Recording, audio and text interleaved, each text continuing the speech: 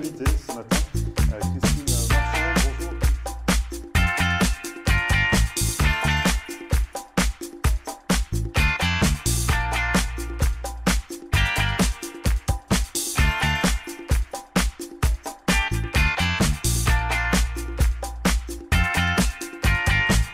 Bonjour. Bonjour à tous, bienvenue, merci de regarder Rendez-vous matin. Nous sommes le jeudi 2 novembre et aujourd'hui nous nous intéressons à l'un des casse-têtes de tout chef d'entreprise expatrié, la fiscalité de sa société ici aux États-Unis. Et pour en parler ce matin, Fabrice Marmouzet, qui est expert comptable spécialisé dans l'optimisation fiscale entre la France et les États-Unis. Il me rejoindra dans un instant sur le plateau. On en parlera avec lui. Et puis en seconde partie, nous ferons du sport avec Valérie Albaré qui a fondé le Petit Smash. Un concept, on va en parler avec une méthode ludique et révolutionnaire pour apprendre le tennis. Il s'agit de Evolutive Tennis. On va en parler également avec elle en seconde partie.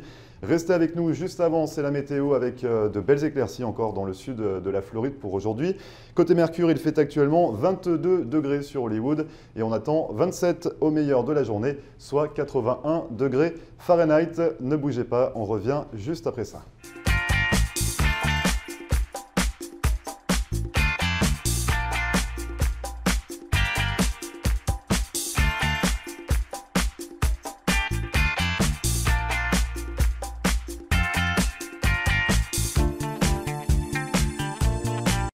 Voilà une brillante idée. Si votre lampe est cassée, si votre lustre de collection a besoin d'un recablage ou pour toute autre réparation de luminaire, ayez le réflexe The Light Switch. Avec plus de 30 ans de savoir-faire dans le domaine de l'éclairage, Philippe Bartolomucci saura donner une seconde vie à tous vos luminaires. Dans sa boutique installée à North Miami, vous trouverez des centaines de lustres et d'éclairages différents. Et si vous souhaitez une création unique pour votre intérieur, Philippe Bartolomucci, qui dispose également d'un véritable talent artistique, saura combler toutes vos envies. Cet architecte de la lumière sera à votre écoute afin de créer un lustre et des abat-jours sur mesure directement dans son atelier. Alors pour plus d'informations, n'hésitez pas à contacter Philippe Bartolomucci au 305 895 0264 ou à vous rendre directement dans sa boutique située à North Miami. En Floride, les voyages, c'est GoTo Vacation et Galaxy, l'agence préférée des francophones. GoTo, c'est le spécialiste des croisières, des excursions en Floride, des voyages à Las Vegas ou à la Nouvelle-Orléans. Et surtout, le plus bas prix garanti. Ne manquez pas nos croisières à thème. Chaque semaine, GoTo et Galaxy vous offrent des aubaines extraordinaires. Voyez nos spéciaux de dernière minute sur notre site internet. Allez, embarquez avec GoTo Vacation et Galaxy, numéro 1 des excursions en français.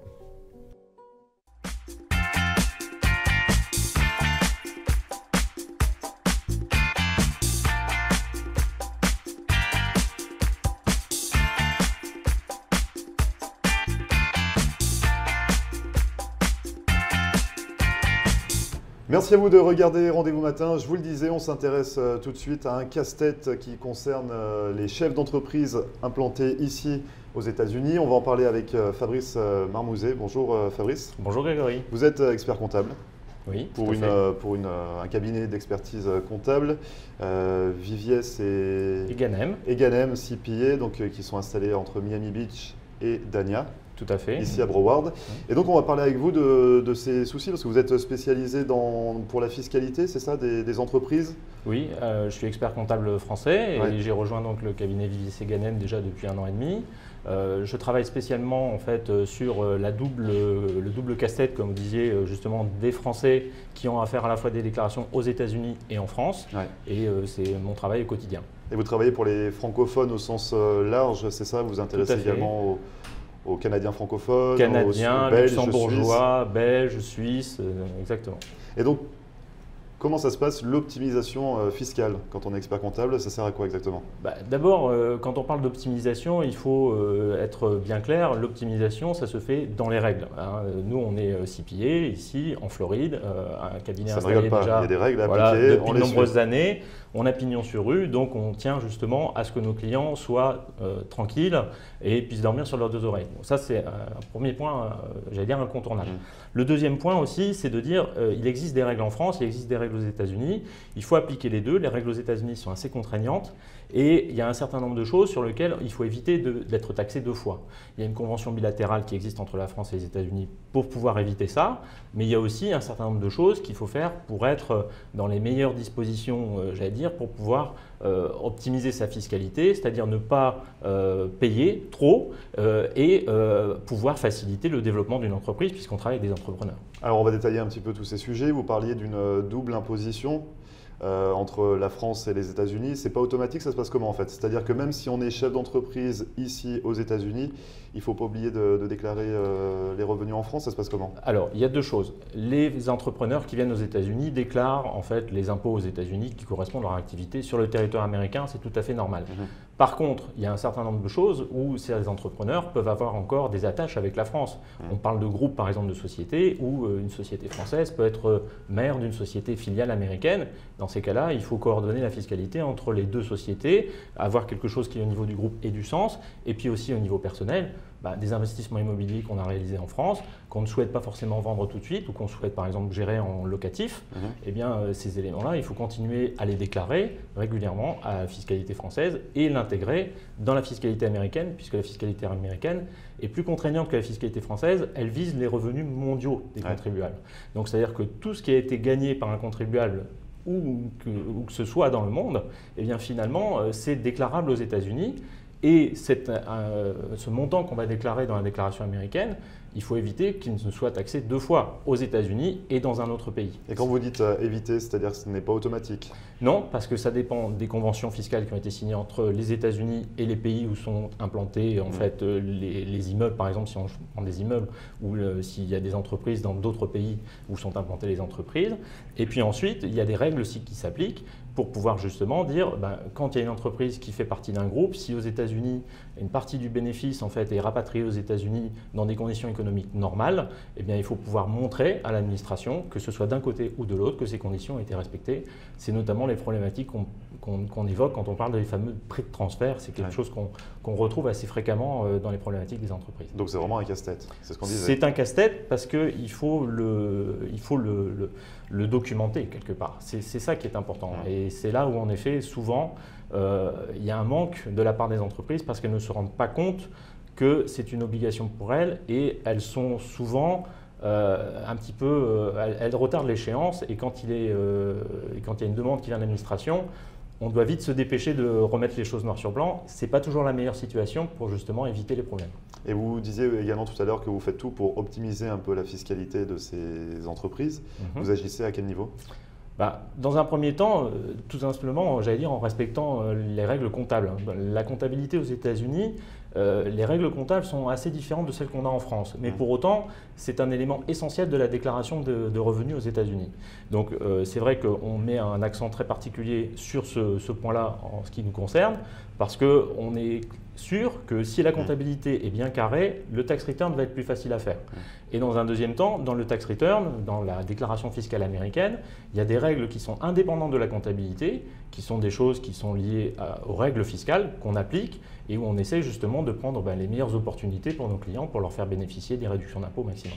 Et à quel niveau justement la fiscalité elle est différente entre la France et les États-Unis? En France, on a une fiscalité qui est une fiscalité unique, c'est-à-dire que vous soyez dans le nord, ou à Paris ou dans le sud de la France, à l'est ou à l'ouest, tout le monde a la même fiscalité. Ici, vous avez une fiscalité fédérale où tout le monde a la même fiscalité selon les différents États, mais il y a aussi une fiscalité par État. La Floride est un État très particulier puisque, en ce qui concerne les particuliers, il n'y a pas d'impôt d'État correspondant justement à cette imposition des particuliers.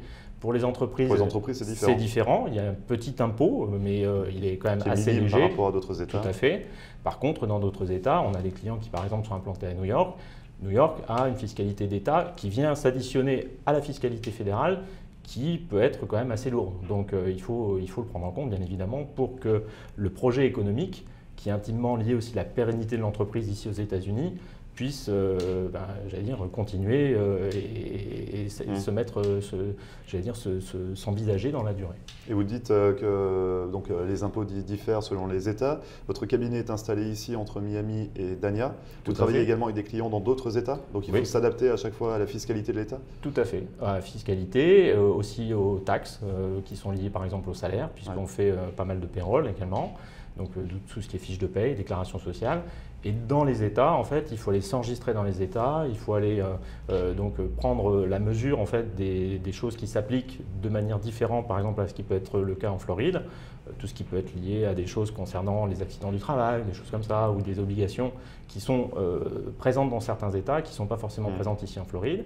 Puis il y a aussi un point important qui va toucher la vie des entreprises, c'est la fameuse sales tax, donc l'équivalent de la TVA française, qui s'applique ici par État et qui peut avoir un taux différent par État, mais même par comté. Par exemple, entre Broward et Dade, on n'a pas le même taux de sales tax ici en Floride, alors que c'est le même État. Donc finalement, votre métier vous oblige à être à la page, on va dire, sur toutes les lois au quotidien. Oui.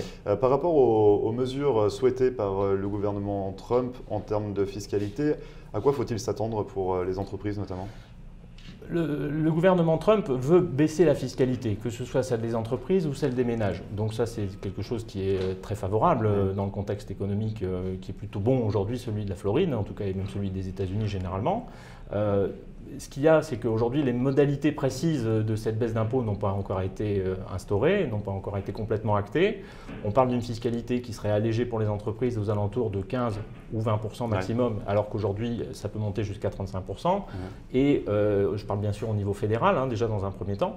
Et c'est vrai que ces éléments-là sont des éléments qui vont favoriser les projets économiques des francophones qui veulent venir s'implanter aux États-Unis, et notamment en Floride, puisque comme je l'ai dit tout à l'heure, en Floride, on peut bénéficier aussi de la fiscalité d'État qui est assez minime par rapport à certains autres États d'implantation. Donc dans les jours prochains, on peut s'attendre à voir de nombreux francophones vous contacter pour faire appel à vos services? Écoutez, on est là pour ça, oui. Vous avez quel service justement au sein de votre cabinet d'expertise? Vous agissez à quel niveau? Sur le business plan, sur Tout à fait. On travaille souvent, il y a deux configurations. Soit des gens viennent et créent quelque chose, ou alors reprennent un projet qu'ils avaient dans un autre pays et l'aménagent pour pouvoir développer leur activité aux États-Unis. Donc le business plan s'impose dans ces cas-là.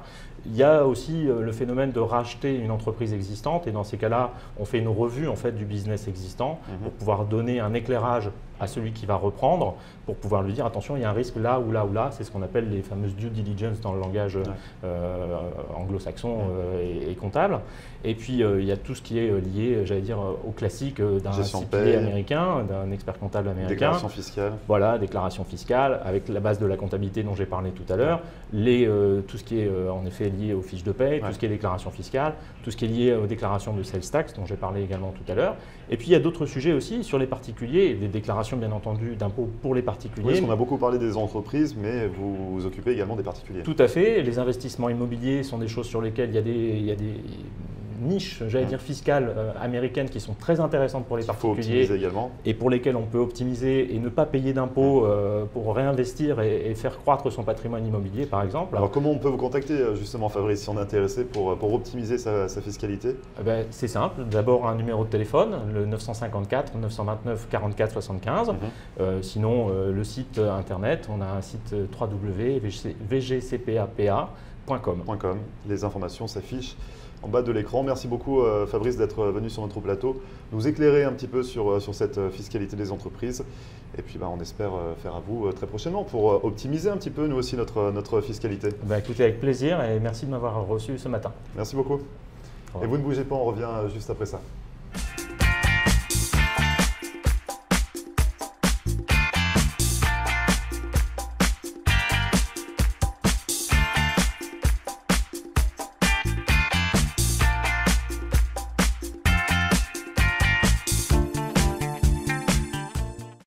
Marcel Poirier, avocate en droit de l'immigration américaine et membre du barreau de la Floride. Ma vocation est de conseiller mes clients et de protéger vos intérêts afin que vous soyez en mesure de réaliser votre rêve américain qui est toujours bien vrai et réel aujourd'hui. Surtout, n'oubliez jamais qu'un mauvais conseil légal peut vous coûter votre futur et celui de votre famille. N'hésitez pas à nous contacter par téléphone ou sur mon site internet à marcelpoirier.com et nous serons très heureux, mon staff et moi-même, de répondre à vos questions et de vous recevoir au cabinet, j'espère très bientôt.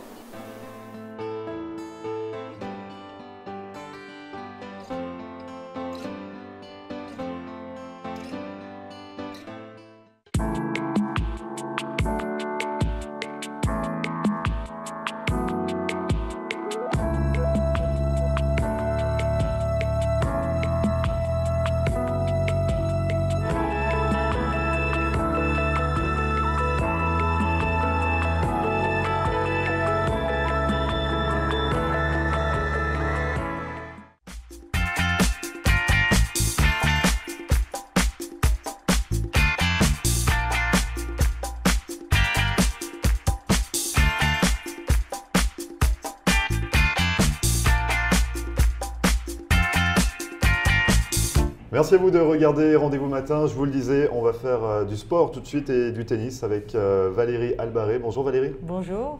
Alors vous êtes installée aux États-Unis depuis quelques temps et vous avez fondé un concept original en France, le Petit Smash à Paris. Donc on va en parler, c'était en 2013 et vous avez souhaité exporter votre concept et le faire venir ici aux États-Unis. Donc ça consiste en quoi le Petit Smash? Alors, le Petit Smash, c'était un club de tennis à Paris que j'ai créé en 2003. Donc il y avait 550 enfants, 17 coachs, 9 endroits différents, plutôt dans le 16e et l'île de Puteaux.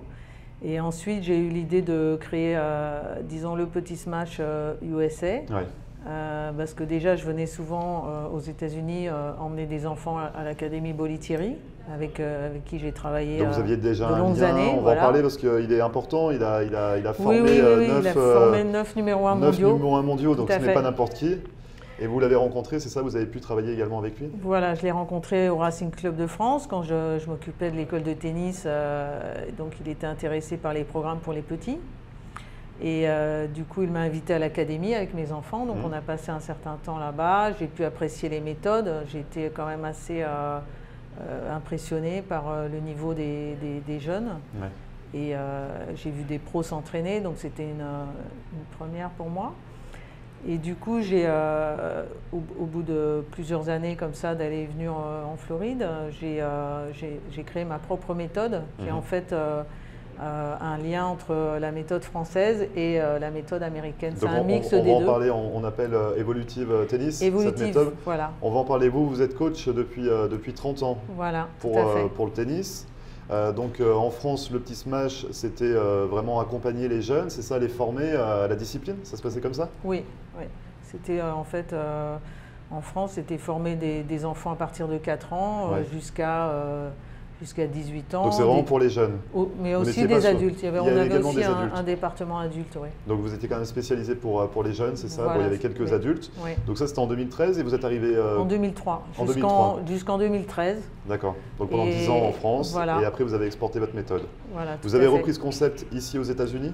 Oui. En l'améliorant avec cette fameuse méthode Evolutive Tennis? Voilà. Donc j'ai en fait essayé plutôt d'amener un service vers les clubs déjà existants, parce que il n'est pas facile de trouver les bons enseignants ici, en fait, ceux que je préfère en fait. Et donc je suis actuellement je travaille pour la ville de Coral Gables, où j'ai implanté mes programmes depuis le mois de mars dernier. Et aussi à Coconut Grove et Brickell. Donc c'est une sorte de franchise que vous implantez dans différents clubs. Tout à fait. On va en parler, donc Evolutive Tennis, ça consiste en quoi cette méthode originale et novatrice? En fait, je me sers de tout ce que j'ai appris en France. Les premières fois où j'ai appréhendé le mini-tennis, c'était avec mes propres enfants. Donc mon fils avait 3 ans à l'époque, donc c'était un moyen pour moi de rentrer dans les écoles. Ouais. Et je me servais du matériel de l'école, donc c'était souvent des toutes petites raquettes, des balles en mousse, des petits ballons. Donc après, j'ai travaillé avec un groupe de recherche donc à la Ligue de Paris. Ouais. Et donc j'ai peaufiné aussi ma propre méthode. Et donc le but, c'est de se servir des balles et de tout ce qu'on a actuellement comme matériel sur un cours pour amener l'enfant à un certain niveau. Mais je ne bloque pas sur Je ne laisse pas l'enfant stagner dans un niveau sous prétexte qu'il a par exemple 5 ans, je ne vais pas le laisser en balle avec des balles rouges ou des ballons ou des balles en mousse. Non, s'il a envie de jouer avec des balles Vous un peu adaptez plus, en fonction voilà. de la demande de Voilà, chaque élève, j'essaie de c'est ça? coller à l'enfant. Et cette méthode, donc, elle diffère en quoi des autres techniques ou Eh méthodes? ben, il y a un gros volume de frappe, comme un peu il y avait chez Bollettieri, et il y a Ouais. chez Bollettieri à IMG Academy. Donc, Donc il vous moi a- j'essaie il de vous a faire, inspiré. voilà, de mettre de l'intensité, beaucoup de frappes de balles, beaucoup de mouvements. J'ai envie que les enfants, quand ils sortent du terrain, ils soient fatigués, vraiment ils aient fait du sport. Et tout ça très ludique, parce que bon, pour les plus jeunes, il faut toujours garder un l'esprit esprit, ludique. ouais, Voilà. Pour les Le jeu. intéresser. Voilà. Et j'essaie aussi de leur montrer pourquoi on met la balle à tel endroit et pas à un autre. Donc j'essaie d'introduire l'aspect stratégie aussi en même temps, que ça ne soit pas des coups qu'on apprenne sans savoir pourquoi. Mais c'est vraiment pour qu'ils se professionnalisent.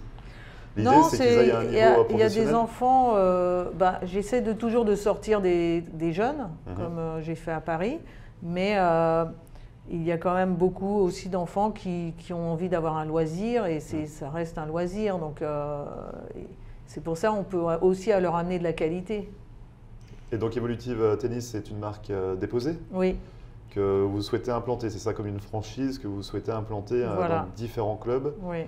pour que ces clubs-là enseignent votre méthode. Voilà, donc je peux former des profs, je peux amener du matériel, j'ai fait des petits diplômes, j'ai fait des tas de produits un peu dérivés pour amener cette méthode en fait. Et vous êtes toute seule en fait, ou vous avez des coachs avec vous? Vous travaillez avec des coachs ou vous travaillez avec... J'ai 3 coachs avec moi à Coral Gables, un coach à Coconut, mais là j'ai vraiment démarré toute seule, oui. Ouais. Et les élèves, vous en avez combien actuellement?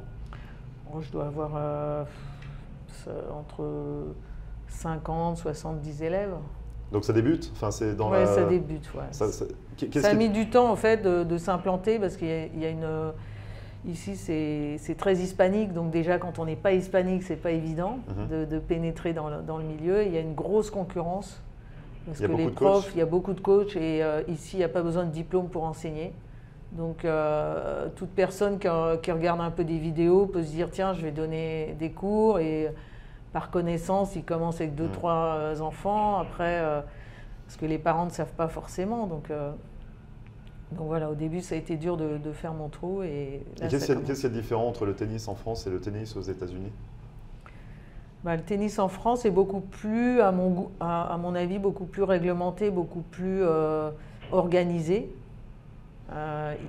Dans les clubs, on a un modèle la fédération donne un modèle d'école de tennis, donc tout est bien compartimenté. Il y a beaucoup d'aide aussi pour les clubs de la part de la fédération. On forme les coachs, il y a une sorte de formation aussi continue, et donc c'est plus structuré, c'est mieux structuré. Et est-ce que les jeunes sont intéressés finalement par le tennis aux États-Unis, ou ils ont que le regard tourné vers le football américain? Alors c'est vrai, il y a une grosse concurrence de la part des sports tels que le baseball, basket et football américain, et soccer aussi, qui commence à être s'implanter de plus en plus. Ouais. Mais bon, le tennis, ça plaît quand même, et aussi il y a des parents qui veulent qu'ils obtiennent des bourses pour le collège, donc ils veulent déjà assez tôt que leurs enfants apprennent bien à jouer et fassent des tournois. Donc voilà. Donc le côté positif, c'est qu'ici, il y a beaucoup quand même de tournois, et qu'ils ont le fighting spirit qu'on n'a peut-être pas en France. Donc même s'ils ont très peu de moyens, ils ont le goût de la gagne même s'ils ont très peu de moyens et s'ils sont pratiquement débutants, on peut les mettre en tournoi. C'est pas grave, et le gosse, il n'est pas impressionné, il joue, et ça, on ne trouve pas ça en France, quoi. Nous on met plus l'accent sur tiens, tu sais pas faire ton revers.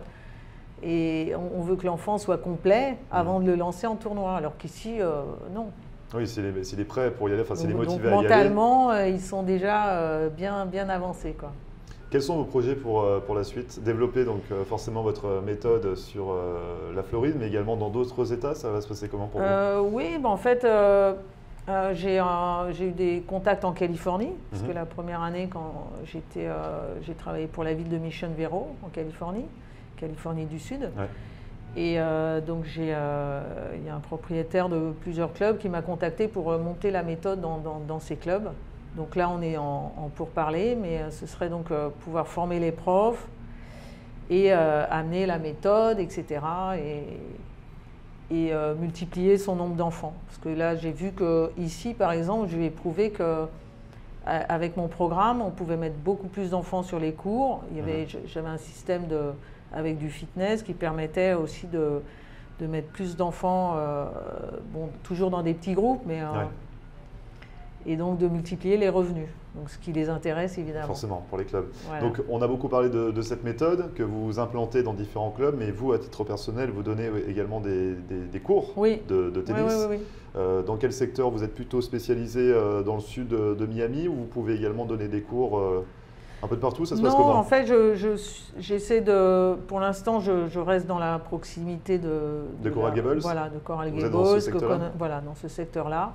Mais j'ai aussi quelques cours sur Miami Beach. Oui. Voilà. Et comment on peut vous contacter si on est intéressé pour prendre des cours ou pour s'enseigner un peu plus sur cette méthode? M'appeler tout simplement ou m'envoyer un email avec les coordonnées. Donc après, moi, je rappelle.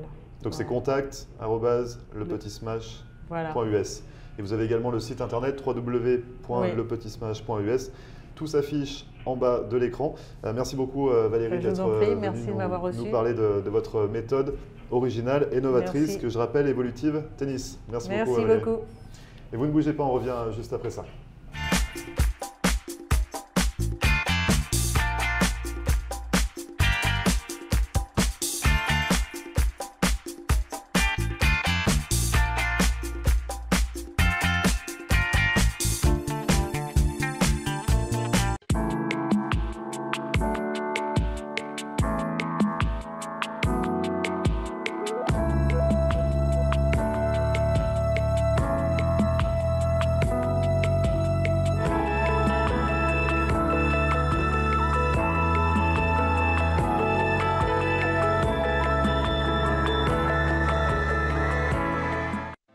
Marcelle Poirier, avocate en droit de l'immigration américaine et membre du barreau de la Floride. Ma vocation est de conseiller mes clients et de protéger vos intérêts afin que vous soyez en mesure de réaliser votre rêve américain qui est toujours bien vrai et réel aujourd'hui. Surtout, n'oubliez jamais qu'un mauvais conseil légal peut vous coûter votre futur et celui de votre famille. N'hésitez pas à nous contacter par téléphone ou sur mon site internet à marcelpoirier.com et nous serons très heureux, mon staff et moi-même, de répondre à vos questions et de vous recevoir au cabinet, j'espère très bientôt.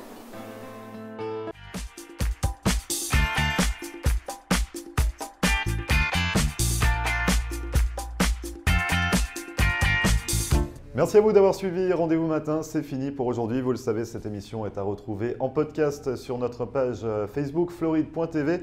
N'hésitez pas à nous contacter par mail floride.tv@gmail.com. D'ici là, on se retrouve demain pour une nouvelle émission. Dès 9 h, très bonne journée et à demain. Et voilà, nous sommes de retour pour Rendez-vous Matin avec mon invité ce matin, Christine